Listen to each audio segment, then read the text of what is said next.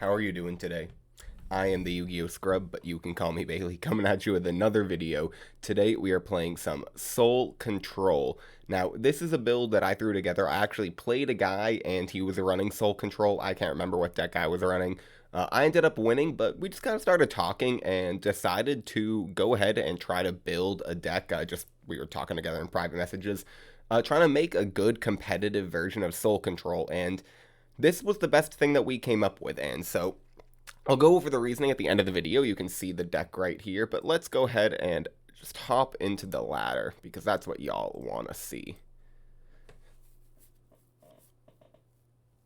It's basically Royal Decree Soul Control with some goat control kind of stuff thrown in there. I will be going second. Nice breaker sleeves and Dark Magician Girl my opponent is using as an icon, and sleeves obviously. Opening hand after he sets 2, I have Book of Moon, Asura Priest, Thestalos, Book of Moon, Creature Swap, Premature. I will go ahead and normal summon the Asura Priest. I'll set the Book of Moon, just since I have 2, and return the Asura Priest hand end turn. Nice 1700 real quick. He ends turn again, draw another Thestalos. Okay, that's not that good. If he sets a monster ever, I can creature swap it. Alright, 2 pokes with Asura Priest for basically no cost. I'll take it. Get Sangan out of it. I will normal summon Asura Priest, activate creature swap, and hope he doesn't have Scapegoat.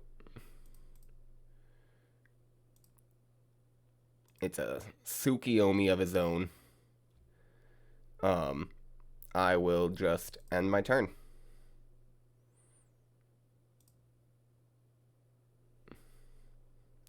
Book of Moon hopefully will protect the Tsukiyomi so it doesn't just go right back to his hand and I can tribute over it, which is kind of a weird indirect way of getting over the Tsukiyomi.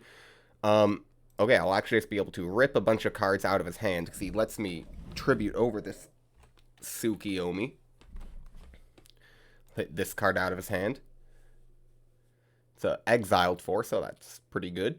And a Nobleman, a crossout. Tribute over Tsukiyomi for Thestalos and declare effect. Hitting this card. Hit my second Nobleman, a crossout. Mirror Force. I will use Book of Moon, setting the Thestalos, because I have another Book of Moon that I can back it up with in case he tries to run it over in battle.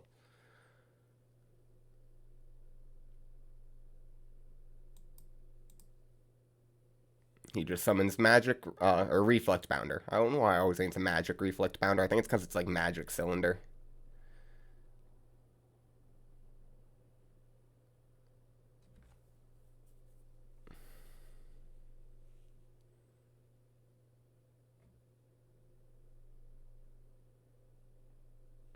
He's thinking.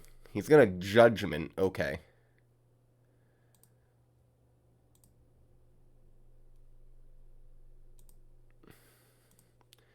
I get a Jinzo out of it. I'm just gonna activate Premature Burial. Pay 800. And, okay, how's this work?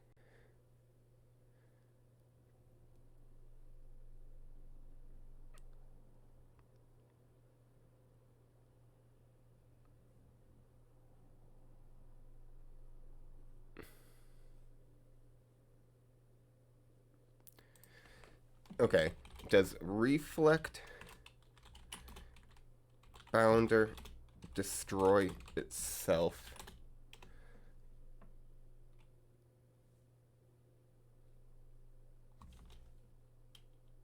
If the monster's attack is lower than 1700. I don't use this card enough to really know the rulings.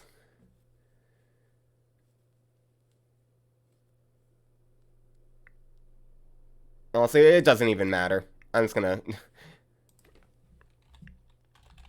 And I can just attack for game. It really doesn't. I don't know why I was overthinking it.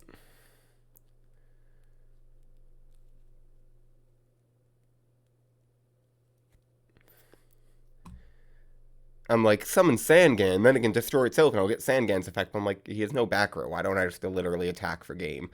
I want to bring in another Asura Priest. I'll go over the Faith. At least one Asura Priest, because I think he's playing like a goat deck. Didn't see many things that he set. I'll just go in like this.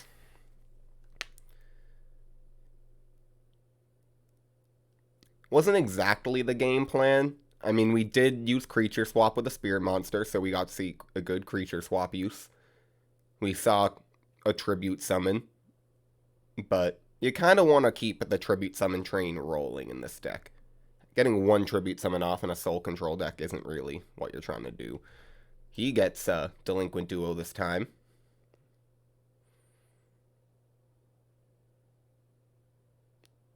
Rolls a 6. Is he going to roll again, or is he just going to pick a random card?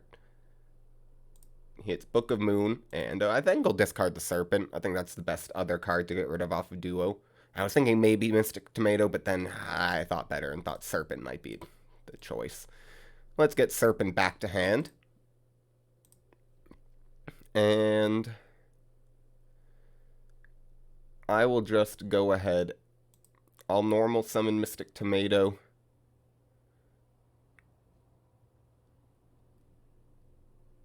And attack. If it's Faith, it's Night Assailant. Okay. So I'm fine. Because I don't lose the Asura Priest. Obviously, Night Assailant gets rid of the Mystic Tomato without a tomato getting its effect, but sometimes it's all you can get. Let's activate Royal Decree on end phase. See if he has a response. No, he does not. Get the creature swap. 2 of them in hand and Sinister Serpent. Let's attack with the Asura Priest.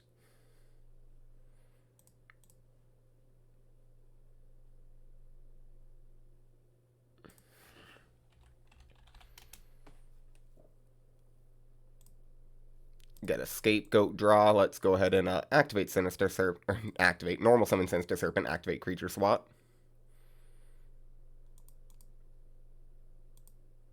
And I think I'll attack and no effect.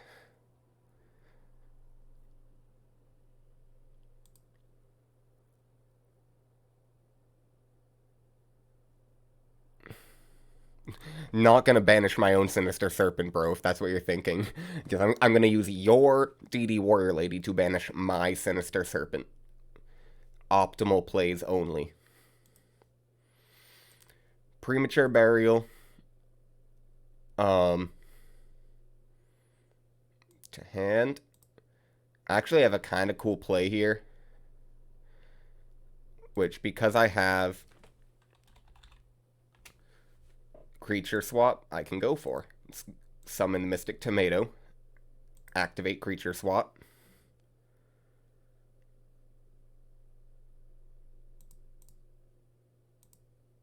It's a Night Assailant. Okay. Good draw for us, or good take. Now we'll be able to destroy a monster. Play is, I think, summon a Asura Priest for damage.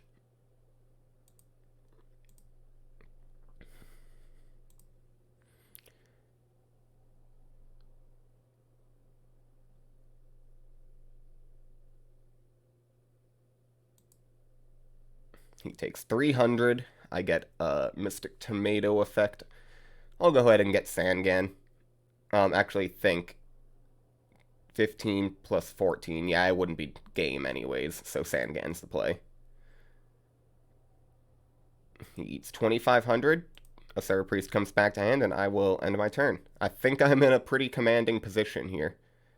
Oh, and Premature will go to grave, because it was attached to the Mystic Tomato. He Noblemans,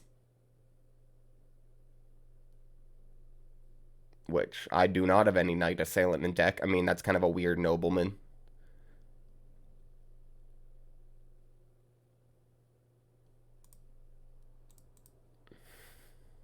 I do not have any Night Assailant in my deck.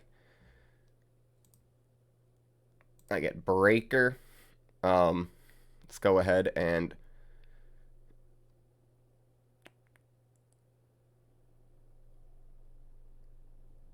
I'll go with the Asura Priest. I think I have game. I mean, I don't know what he could have. Tsukiyomi setting his own warrior lady. Okay, so Breaker wouldn't have changed anything there. I get 300 with, or put him to 300 after 1,000 with Mystic Tomato and end my turn.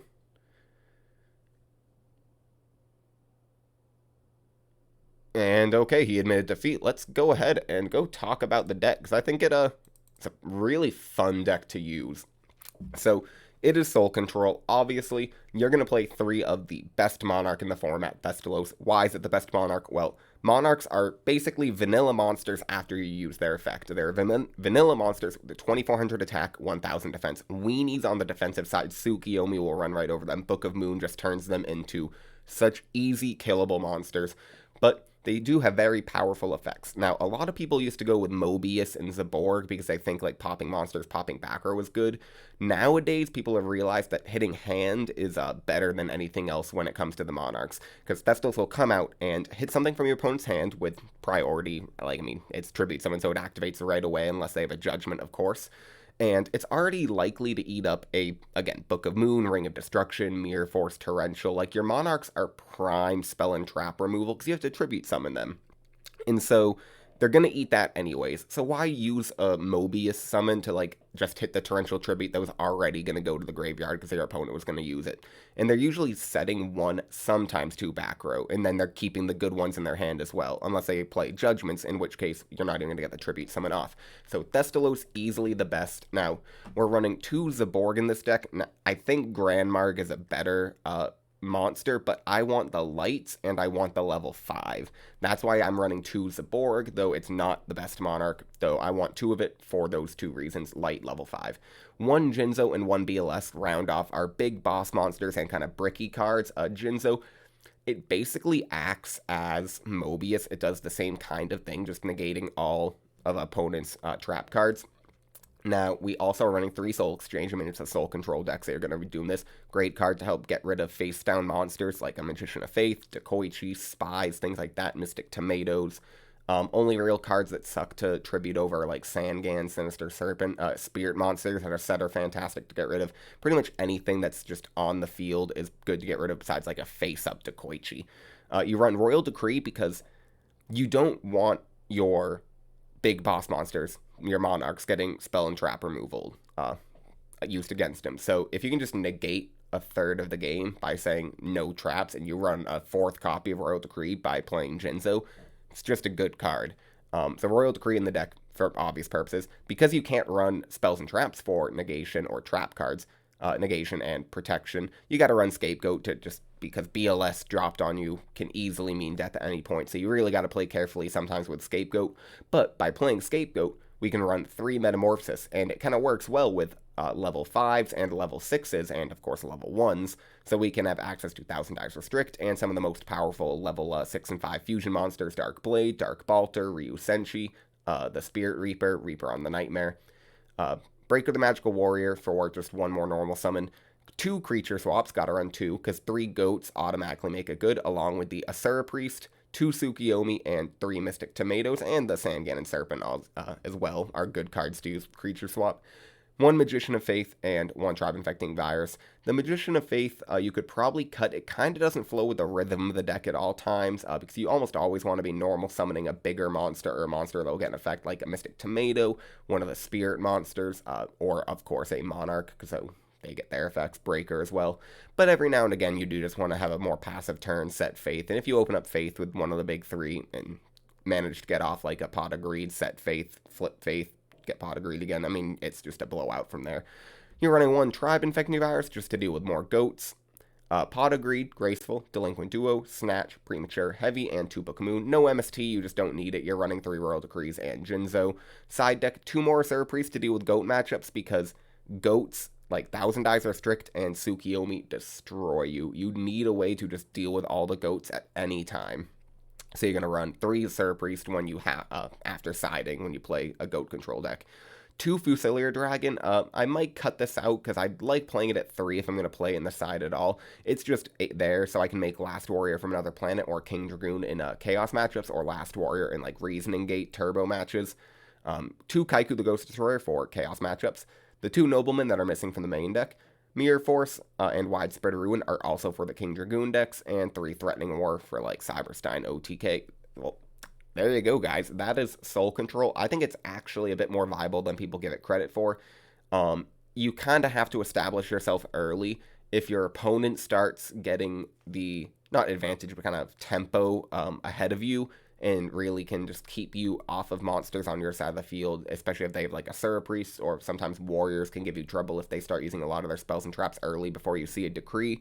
But when it does start going off, I think that it can easily outgrind and out-tempo your opponent. By the time they deal with 1 boss monster, you have 3 ways to set up another boss monster.